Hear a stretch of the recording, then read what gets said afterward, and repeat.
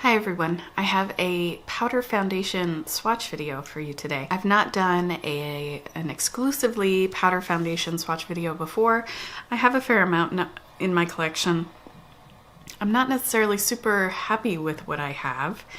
I've been just kind of looking into it more recently because you may or may not know, I'm pregnant with baby number 3 and he is due to arrive in about a week or so.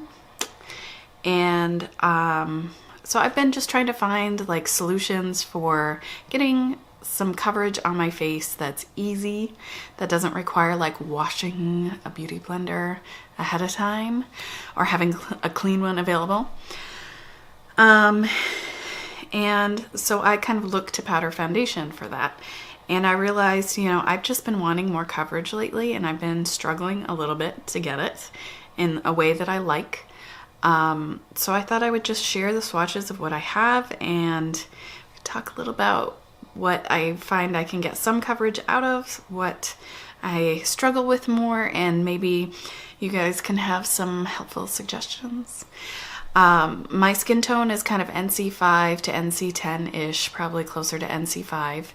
And while I think typically I consider it's easier to get a very light powder foundation historically, I think now there are so many more very pale liquid foundations on the market that I think there's probably a better selection of things that are very, very light in the liquid arena as opposed to powder. So I don't think I really have anything that's a super great match that I love the coverage of, that I love how it wears, but I do have some things that I think are workable. And if you're okay with like a color discrepancy like I am for the most part, then there is that. And what I have on today is a little bit dark, and so let's just get into it. What I'm wearing today, and the first thing I swatched, is the MAC Studio Fix Powder Foundation in NC10. MAC Studio Fix Powder in NC10. Laura Geller Double Take Baked Powder Foundation in Porcelain. Laura Mercier Mineral Powder in Soft Porcelain. Laura Geller Balance-N-Brighten in Porcelain. Lucy Minerals Original Mineral Powder Foundation in Pale Olive. Lancome Dual Finish Powder in Matte Porcelain 1.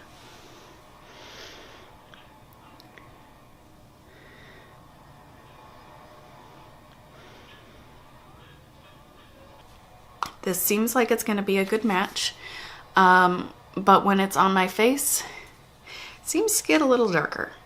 And it's interesting because initially I was going to do these swatches on my hands because it's a lot easier than on my arm.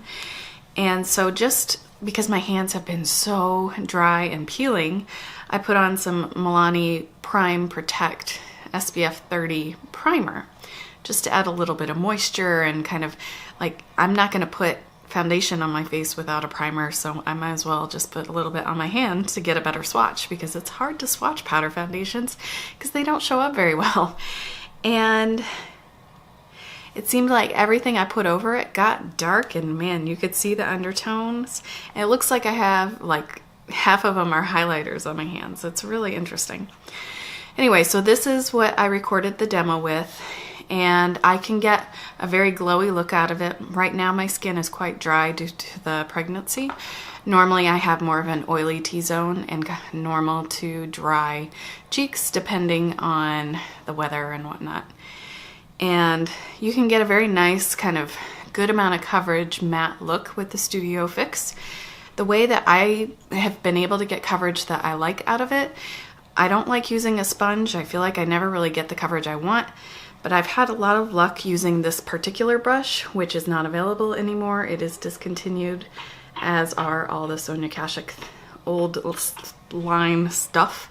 This is a number 130. I think they might have called this, a buffing brush or something like that. But as you'll see in the demo, I did do half my face and you can see the difference. It's probably light medium coverage. I do have freckles, obviously. I'm not trying to cover my freckles. I'm just trying to cover redness, even out my skin tone, and get it to be somewhat closer to my neck since my face is a fair bit darker than the rest of my body. So that one is probably, I would say, the easiest for me to get coverage that I like out of it. Next up is the Double Take Baked Versatile Powder Foundation in Porcelain. This is by Laura Geller. This is, I think, of the swatches, the darkest thing I have. I was hoping, because I do have Balance-N-Brighten in Porcelain, which is quite fair, but totally wrong undertone. I was hoping that this would be a similar lightness, but seeing that it was more yellow toned. My undertones are kind of a cool yellow. Things like NARS Siberia are a good kind of color undertone.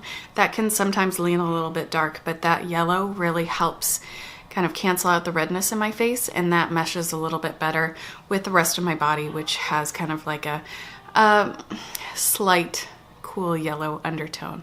Neutral foundations usually can work pretty well for me as well. And anything pink toned tends to exaggerate the redness and just look pink compared to the rest of my body.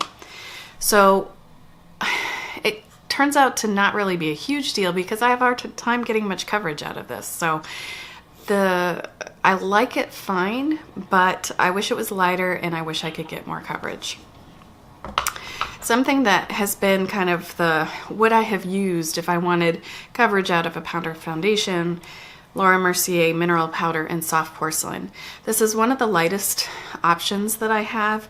It does have shimmer of some sort in it, and it is quite a sheeny glow. So you don't see like bits of glitter on your face per se. I feel like in the swatches you can see a little tiny individual particles of shimmer, but when it's on your face it just looks shiny, which I don't mind, but I feel like it's a little hard to control sometimes because you want more, the more coverage you put on, the more shiny it gets. And if you do something very light, it's not very shiny. If you do something more kind of medium coverage, it's quite shiny. And I find for me personally, this sometimes seems to be like a little bit too rich for my skin. It has occasionally, it felt like it was causing me to have some breakouts. And especially if I use something like the setting spray that I use right now, this can look kind of heavy and thick on my skin throughout the day. Once it gets past like the 4-6 hour mark, it can start looking pretty heavy. Studio Fix obviously has the same issue. Once I get more coverage, it does, especially, you know, sometimes on my cheeks you can really see that there's a good amount of product around smile lines and around my nose. I have dermatitis right around in this region, and sometimes if a product is not agreeing with my face, it will just start flaking off around the dermatitis area. So while the Laura Mercier doesn't cause any kind of flakiness, it will start looking a little bit heavy, and it's kind of hard to really pin down, but it just looks like oof. Like it exaggerates the pores a little bit more, exaggerates the lines a little bit more. It just feels like, oh, that's a lot of makeup you've got on there. So I like the coverage I can get out of it. I sometimes am really digging the very glowy look that I get, but then the downside is I feel like throughout the day it starts getting a little heavy looking. Another option that I have a very old demo and review on is the Laura Geller Balance-N-Brighten in Porcelain. So it's kind of comical how pink this is. So I can get a good amount of coverage with it. The demo, I believe I showed using the e.l.f. powder brush, that flat top kabuki style brush. I'm sure some of these don't have as much pink in them as others. Mine has a lot of pink.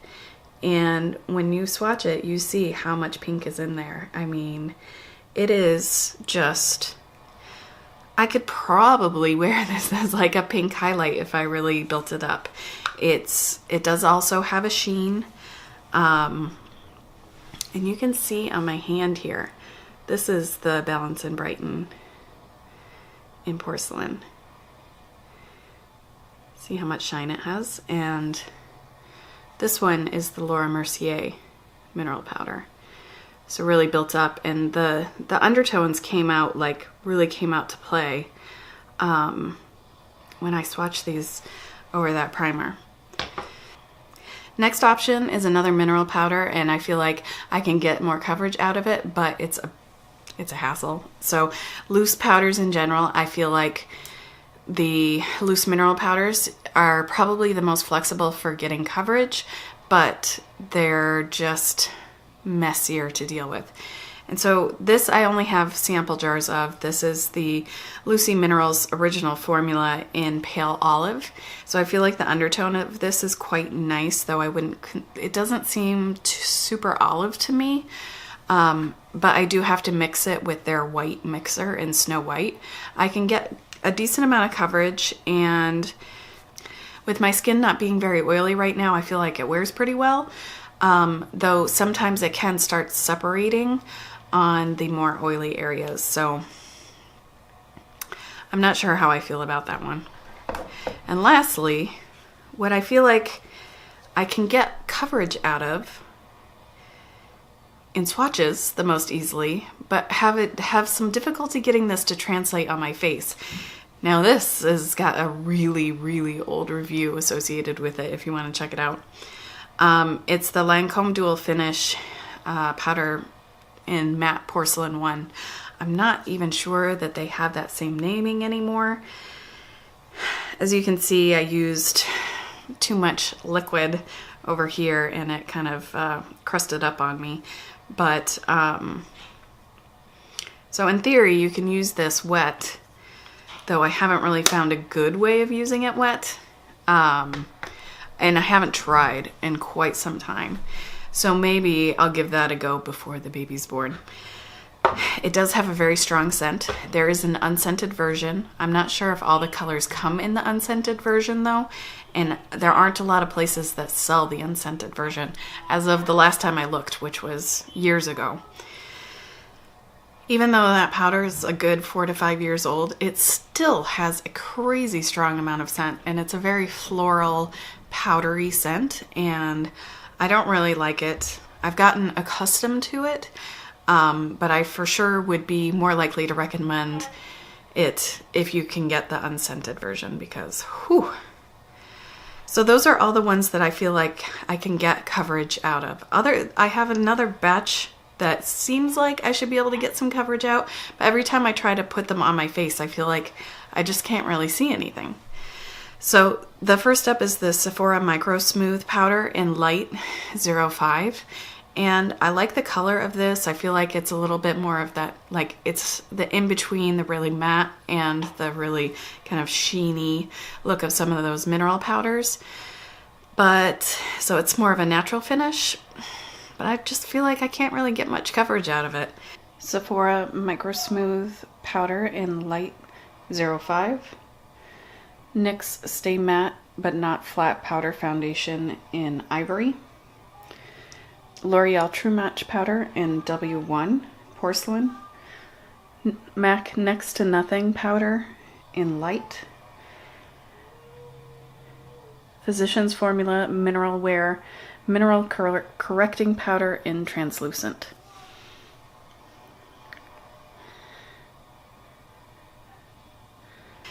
Same goes for NYX Stay Matte But Not Flat powder foundation. It has kind of a bordering on satin finish, but not super, super glowy. And I feel like the color is pretty good, but every time I try to build this up, I just don't really get much out of it. Next one I don't think is really considered a powder foundation, so I'm not going to fault it for not being able to get much coverage out of it. And it's the L'Oreal True Match in W1 Porcelain. And the liquid foundation of this line, the color is really nice. It's very light for drugstore options. I would say it's somewhere between like that NC5, NC10 region, and it is more of a yellow undertone, though it isn't quite the same kind of yellow as something like Siberia. It's a tiny bit more peach when it dries. But This one's more of like a touch-up powder. So it's gonna be able to add a little bit of something, but not a whole lot. Next up, doesn't claim to have a lot of coverage, so I'm fine with that. And it's the MAC Next to Nothing Powder in Light. So I had used a mineralized skin finish natural in light and totally finished that up. And I thought I would try this because people said very nice things about the finish of it, and that it's kind of got that satin sheeny finish. I thought, well, maybe I could use it for a setting powder.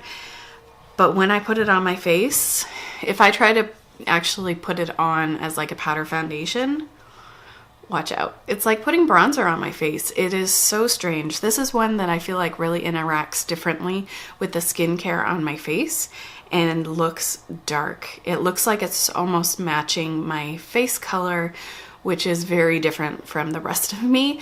So this one is just light is not light enough by any stretch of the imagination. This ends up translating on my face probably 1 to 2 shades too dark. But it is very nice if you can wear it, though the amount of coverage you can get out of it is fairly limited. And this one is not a powder foundation at all, but I included a swatch in case you were curious as to how it looked compared to some of these other powders.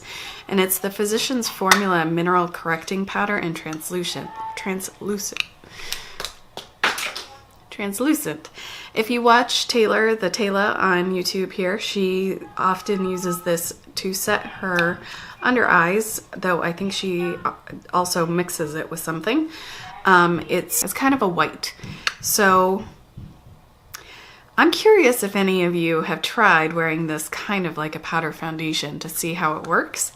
The texture on it, I think for me, is a little bit matte to really do that. It's not as smooth and creamy as something like Studio Fix even, which is very matte, but it has kind of a creamy formula. This can be a little bit chalky, but you know, it's supposed to be kind of a, well, they say it's a correcting powder, but it's kind of like a setting powder, I would say. You're not probably supposed to use as much as you might like if you're trying to get some color out of it. But I feel like it's possible maybe to try this out on your face and see if you're looking for a very, very light powder. So that's, I think, my roundup of all of my powder foundations. I have included links to a blog post which will have the pictures of the swatches, so you can look at them a little bit more in depth if you prefer and like at your own pace. And I may also just do a separate video on my, including that demo of how I get this kind of result out of Studio Fix powder. If you have any questions or suggestions, I would love to hear them in the comments of very pale pressed powder foundations. I would love to hear that. And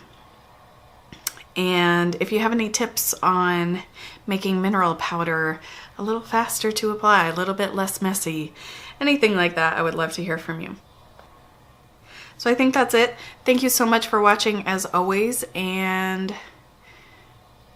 hope you're having a great day, and I'll see you soon. Can you tell I'm like sweating?